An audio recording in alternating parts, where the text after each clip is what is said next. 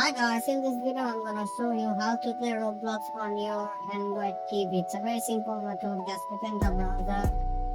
Once you have entered to the browser, then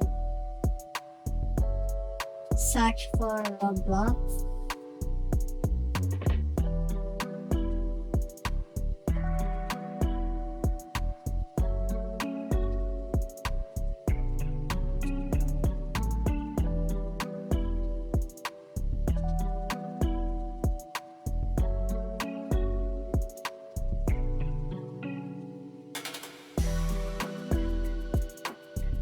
Okay.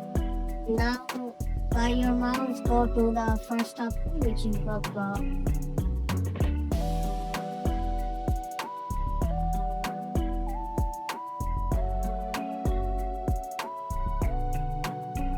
Okay, now then simply go to your login option and log in with your account credential, and you can play the game easily.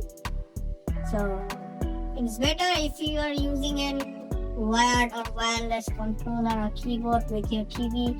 It would become much more easier to play. If you are using your TV remote, it's gonna be a difficult process. So this was the video. I hope you guys like it. Thank you for watching the video.